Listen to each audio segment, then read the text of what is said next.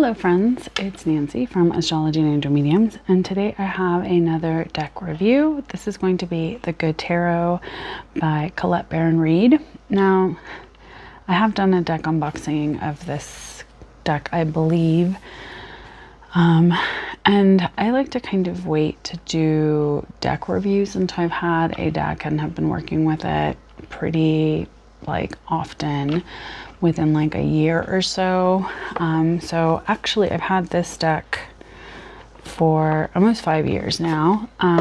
It was a gift. My best friend passed away in 2021 and her family went through her stuff and gave me quite a few decks out of her collection that they thought would be a good, kind of reminder of who she was and things of that nature. So it's not a deck I would have purchased myself, even though I have had and do have quite a few Colette Baron-Reid decks in my collection. She has made some really beautiful oracle decks, like the Wisdom of the Oracle is one that I really love. The Enchanted Map Oracle is another one that I really loved for many, many years and would use quite often.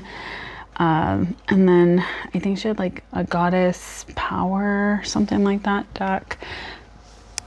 That was really stunning. So this is the deck that I actually decided to edge and kind of shared in my Show Me How You Practice Edging a Deck video. But I do want to show you these cards and talk about why I have decided to just kind of keep this one in my collection, and not just because it was a gift to me. So while this is it's called a tarot deck, it's not really, or maybe it is a full tarot deck. I'm thinking of the Psychic Tarot. So it's bigger, right? Because the cards are not a traditional tarot deck size. So I'll kind of show you, this is a more traditional tarot deck size, which is the Learning Tarot cards. So it is huge, right? We are talking standard oracle size, and this is published by Hay House, so it's going to have that kind of similar quality. As you can tell, it's a shiny stock, which I know is not everyone's favorite, and especially like if you're trying to film like how I do on here, you get a lot of glare. You see all the lights, you see everything. With this being an actual tarot deck, which I didn't even realize, I thought it was like missing some stuff. The only thing I've noticed with this deck is that there's not reversed meaning. So if you are someone that does read reversals, that is something that is not included in the guidebook of this deck. So, I mean, but again, if you are someone who is experienced reading tarot, you can kind of pick up any tarot deck and kind of read it however you want. I feel like there wasn't, I don't want to say like there's not a lot of thought into the tarot deck guidebook. I do feel like it's a little bit just kind of like there's just not a lot, right? So if you're someone that you're like, I'm picking up this deck, I don't have a lot of experience reading tarot, I would definitely recommend maybe getting a different tarot book for you to use to kind of guide you in your meanings and to kind of help you a little bit.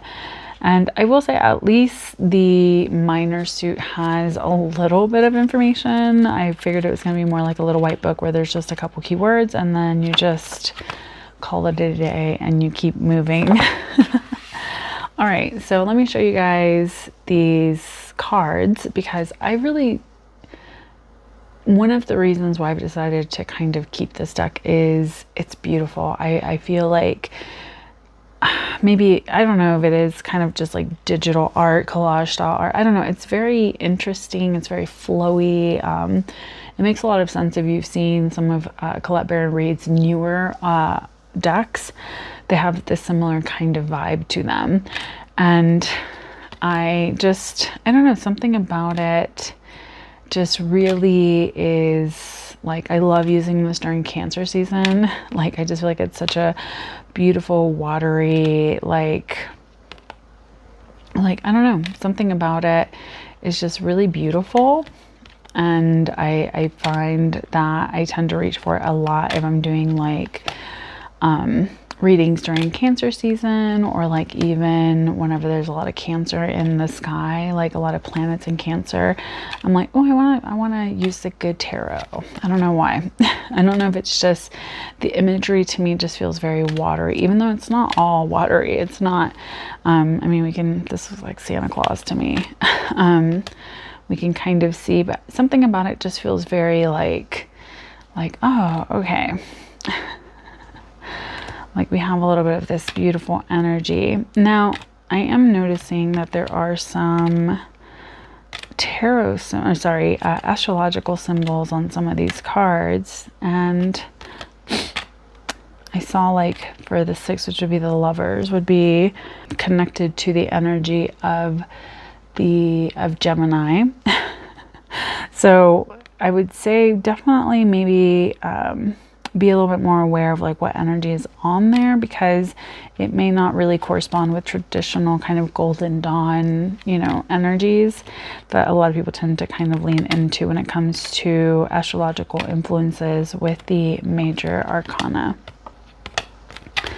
So it is beautiful. I think the card size is a little bit big. So if you are someone like me that has kind of smaller hands, it will be a little bit chunky and a little bit challenging to get this, you know, kind of like shuffling right for you, unless like you are just very multidextrous and just killing it. Because myself and I struggle with shuffling.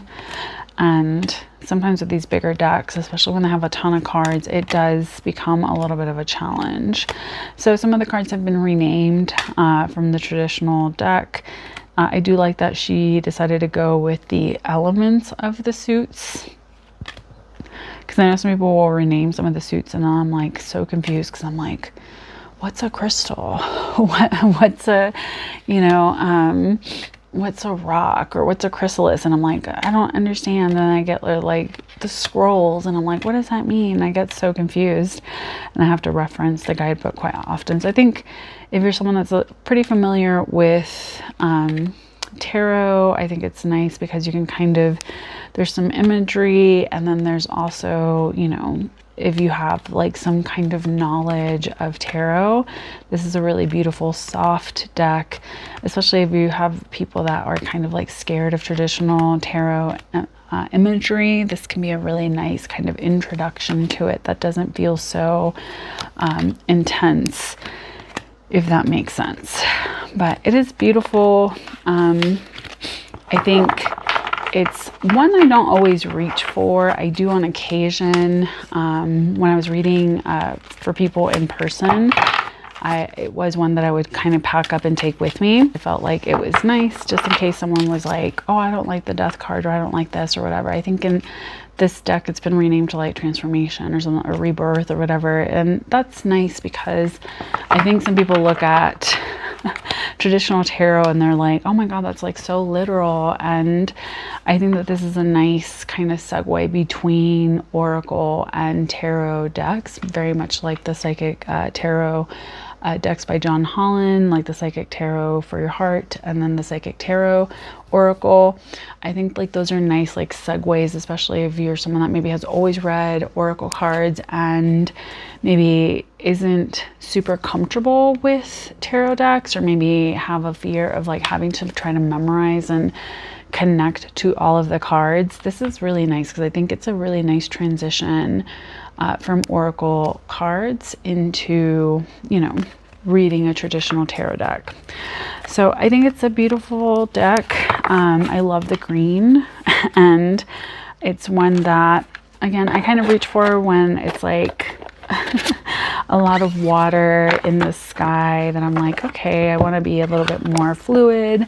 I think it kind of just has a little bit of like that kind of energy to it, that softness, that fluid, kind of just nurturing, soft energy. So let me know what you guys think of the Good Tarot. Is this a deck that you have in your collection? Do you tend to gravitate towards decks like this that have similar imagery? Do you like tarot decks that are not really quote unquote tarot decks? And And I just want to say thank you so much for joining me. I hope you have a good rest of your day. Please take care, stay safe, and as always, make good choices. Bye.